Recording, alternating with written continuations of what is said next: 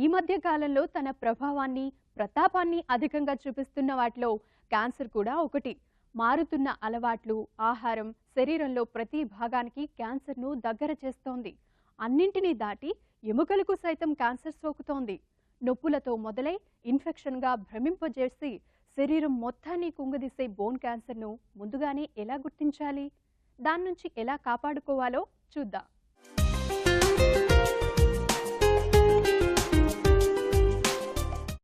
ఎముక క్యాన్సర్ ఈ మధ్య కాలంలో ప్రపంచవ్యాప్తంగా తన ప్రభావాన్ని చూపిస్తోంది. ఈ వ్యాధి కారణంగా ఏటా 150 నుంచి 200 మంది తమ అవయవాలను కోల్పోవలసి వస్తోంది. సాధారణంగా రక్తం దగ్గర నుంచి ఎన్నో క్యాన్సర్లు చూస్తూ ఉంటాం. అయితే చాలా తక్కువ మందికి వచ్చే క్యాన్సర్ ఇదే. సాధారణంగా ఏ క్యాన్సర్ అయినా 20 సంవత్సరాల వయసు వారిలోనూ 60 సంవత్సరాల వయసు పైబడిన వారిలోనూ ఎక్కువగా కనిపిస్తుంటాయి. దీనికి కారణం మొదటి 20 సంవత్సరాలు ఎదుగుతున్న వయసు కావడం వల్ల శరీరంలో కణ విభజన రేటు చాలా ఎక్కువగా ఉంటుంది. అందువల్ల కణాల్లో మార్పులు జరగడానికి ఎక్కువ ఆస్కారం ఉంటుంది. సాధారణంగా ఎముక క్యాన్సర్లలో నొప్పితో గాని నొప్పి లేకుండా గాని కణితులు గుర్తిస్తారు. మృదు కణజాలంలో క్యాన్సర్ సోకినప్పుడు కణితి నొప్పిగా ఉండకపోవచ్చు. గట్టిగా ఉండే ఎముక కణజాలంలో క్యాన్సర్ ఉంటే మాత్రం నొప్పి, వాపు ముందుగా కనిపిస్తాయి. ఒకసారి యాంటీబయాటిక్ మందులు వాడినప్పటికీ నొప్పి, వాపు తగ్గకపోతే తప్పనిసరిగా దాన్ని క్యాన్సర్ గా అనుమానించాల్సి ఉంటుంది. ఈ బోన్లో మనకు 3 ఎలిమెంట్స్ ఉంటాయి. ఒకటి బోన్ ప్రాపర్, ఇంకోటి ఏంటంటే బోన్ లోపల ఉన్నటువంటి మ్యారో అంటాం అది, తర్వాత మూడోటి వచ్చి బోన్ బయట ఉన్నటువంటి కార్టిలేజ్. సో ఈ 3 కాంపోనెంట్స్ని కూడా మనము బోన్కి సంబంధించినటువంటి అటాచ్మెంట్స్ లాగానే మనం పరిగణిస్తాం అనమాట అది. సో ఈ మూడిట్లో ఏది వచ్చినా కూడా బోన్కి సంబంధించిన క్యాన్సర్ లాగే మనము చెప్పవలసి వస్తుంది. బట్ దాని యొక్క ఫిజియాలజీ వరకు చూసి కాంపోనెంట్స్ వచ్చేటువంటి క్యాన్సర్ డిఫరెంట్గా బిహేవ్ చేయడం జరుగుతుంది.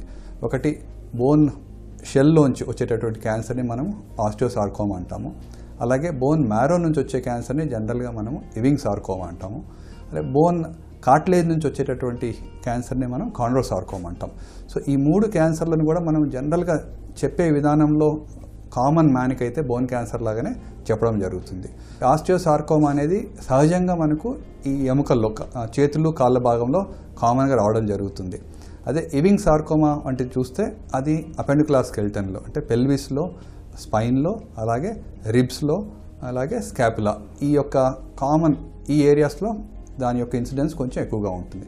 అలాగే కాండ్రోసార్కోమా విషయానికి వస్తే అది లాంగ్ బోన్స్లో రావచ్చు, అలాగే ప్రాక్సిమల్ ఉన్నటువంటి ఫీమర్లో అక్కడ కూడా రావడం జరుగుతుంది. ఈ బోన్ క్యాన్సర్స్ యొక్క కారణాల గురించి మనం చూస్తే స్పెసిఫిక్గా పలాని కారణం వల్ల వస్తుందని చెప్పేదానికైతే లేదు. రిలేటెడ్ కారణాలు ఏంటంటే ఒకటి అయనైజింగ్ రేడియేషన్. ఎవరైతే ఈ రేడియేషన్కి ఎక్స్పోజ్ అవుతారో వారిలో ఈ క్యాన్సర్ వచ్చే అవకాశం కొంచెం ఎక్కువగా ఉంటుంది. కొన్ని బినైన్ బోన్ కండిషన్స్ అంటే మనకు పేజెస్ డిసీజ్ అనేది బోన్లో వస్తుంది. సో అలా ఉన్నవారికి కూడా ఈ యొక్క క్యాన్సర్ వచ్చే అవకాశాలు ఎక్కువగా ఉన్నాయి. చాలా మంది నొప్పి రాగానే ఏదైనా దెబ్బ తగిలిందని అనుకుని అశ్రద్ధ చేస్తారు. ఎప్పుడైనా సరే ఎముకలో నొప్పి, వాపు ఉన్నప్పుడు వెంటనే డాక్టర్ సలహా తీసుకోవడం మంచిది. ట్యూమర్ ఏదైనా సరే ఎలాంటి ట్యూమర్ ఏ స్టేజ్లో ఉంది అనే దాన్ని బట్టి దాని చికిత్స ఆధారపడి ఉంటుంది. అది క్యాన్సర్ ట్యూమరా లేక మామూలు ట్యూమరా అనేది నిర్ధారించడానికి ఇది వరకు ఓపెన్ బయాప్సీ ద్వారా ముక్క తీసుకునేవారు. కానీ ఇప్పుడు ఆధునిక శాస్త్ర పరిజ్ఞానంతో నీడిల్స్ బయాప్సీ అందుబాటులోకి వచ్చింది. ఇది చాలా సులభమైన, ఖచ్చితమైన పరీక్ష. బోన్ క్యాన్సర్ మనకు ఒక్కసారి అనుమానం వస్తే మొట్టమొదటగా మనం చేసేటటువంటి ప్రిలిమినరీ ఇన్వెస్టిగేషన్ ఏంటంటే ఎక్స్రే. ఏ భాగంలో అయితే నొప్పి అనిపిస్తుందో, ఏ భాగంలో అయితే మనకు అనుమానం ఉందో ఆ భాగానికి సంబంధించినటువంటి ఎక్స్రే 2 యాంగిల్స్లో తీయడం జరుగుతుంది, AP view and lateral view అని చెప్పి. ఈ ఎక్స్రేలో ఎటువంటి అనుమానం ఉన్నా, ఎటువంటి కొంచెం చేంజెస్ ఉన్నా కూడా వెంటనే నెక్స్ట్ సిటీ స్కాన్ కానీ లేకపోతే ఎంఆర్ఐ స్కాన్ కానీ ఈ రెండిట్లో చేయడం జరుగుతుంది. సో ఈ 2 ఇన్వెస్టిగేషన్స్ అయిన తర్వాత మనకు క్యాన్సర్ అనే అనుమానం బలంగా ఉంటే అప్పుడు నెక్స్ట్ ఏం చేస్తామంటే మనం ఒక బయాప్సీ చేయడం జరుగుతుంది. బయాప్సీ అనేది చిన్న పీస్ని తీసి స్టడీ చేయడం. మనం ఈ పరీక్ష తర్వాత కాండ్రోసార్కోమనా, ఇవింగ్ సార్కోమనా లేకపోతే ఆస్టియోసార్కోమనా అని తేలడం జరుగుతుంది. High grade, grade 1, grade 2, grade 3 అనే విషయం కూడా మనకు అర్థం అవడం జరుగుతుంది. ఇంతకు మునుపు ఒక 15-20 సంవత్సరాల ముందు మనం చూస్తే 10 మందిలో 8 మందికి ఈ క్యాన్సర్ వచ్చిన వారిలో అఫెక్ట్ అయినటువంటి ఎముకను తీయడం జరిగేది. యాంపిటేషన్ అంటారు అన్నమాట. కాలు తీయడం కానీ చేయి తీయడం కానీ జరిగేది. కానీ స్లోగా లాస్ట్ 20 years నుంచి ఇలాంటి యాంపిటేషన్ను అవాయిడ్ చేసి పేషెంట్స్కి సహజంగానే కాలు తీయకుండా, కృత్రిమ కాలు ఏర్పాటు చేయకుండా ఒక స్పెషల్ ప్రాసెసెస్ ద్వారా యాంపిటేషన్ అవాయిడ్ చేయడం జరుగుతుంది. సో ఫస్ట్ స్టేజ్లో ఉంటే మాత్రం సర్జరీ వరకు సర్జరీతో సరిపోతుంది. ఫస్ట్ స్టేజ్ కాకుండా కొంచెం సాఫ్ట్ టిష్యూ ఇన్వాల్వ్మెంట్ ఉన్నా, లేకపోతే నర్వ్స్ దగ్గరికి కాళ్ళలో కానీ చేతుల్లో కానీ నర్వ్ దగ్గరికి కానీ క్లోజ్గా ఉంటే అప్పుడు ఇనిషియల్గా కీమోథెరపీ ఇచ్చి ఆ సైజుని కొంచెం తగ్గించిన తర్వాత అప్పుడు ఆ ఎముక భాగంని కొంచెం పైన కింద క్లియరెన్స్ ఇచ్చి తీసి కొత్తటువంటి ఆ ఎముక సపోర్ట్ కోసం ఏదో మెటల్ కానీ అంటే రాడ్ వేయడం జరుగుతుంది. రాడ్ లాగా అనకూడదు, అది ఒక కృత్రిమ జాయింట్ అనమాట. సో అది ఏదో స్టెయిన్లెస్ స్టీల్ ద్వారా కానీ లేకపోతే టైటానియం కానీ వేసి మనిషికి కాలు ఆ బోన్ లేకపోయినా కూడా ఆ ప్రాసెసెస్తో నార్మల్ యాక్టివిటీస్ చేసుకునే విధంగా దాన్ని ఏర్పాటు చేయడం జరుగుతుంది. ఎముక మీద ఏర్పడే కణుతులు అన్ని క్యాన్సర్వే కానక్కర్లేదు. కొన్ని హానికరం కానివి కూడా ఉంటాయి. వీటిని బెనైన్ ట్యూమర్లు అంటారు. ఇవి ఏర్పడిన చోట మాత్రమే ఉంటాయి, ఇతర భాగాలకు వ్యాపించవు. మాలిగ్నెంట్ ట్యూమర్లు మాత్రం ప్రమాదకరమైనవి. వీటినే క్యాన్సర్ కణుతులు అంటాం.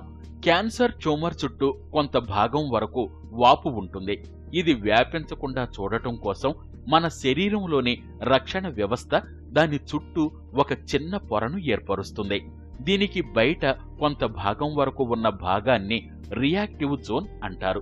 క్యాన్సర్ మొదటి స్థాయిలో ఉన్నవారికి ఈ రియాక్టివ్ జోన్ వరకు ఉన్న కణాలను తొలగిస్తారు. కాబట్టి దుష్ప్రభావాలు మళ్లీ వచ్చే అవకాశాలు తక్కువ. కొన్నిసార్లు ఎముకను పూర్తిగా తొలగించి ప్రోస్థెసిస్ అంటే కృత్రిమ ఎముక లేదా రాడ్ను అమర్చాల్సి ఉంటుంది. కొన్ని సందర్భాలలో ఎముకను పూర్తిగా శుభ్రం చేసి అక్కడికక్కడే ఎముకకు రేడియేషన్ అందించి తిరిగి దాన్ని అమరుస్తారు.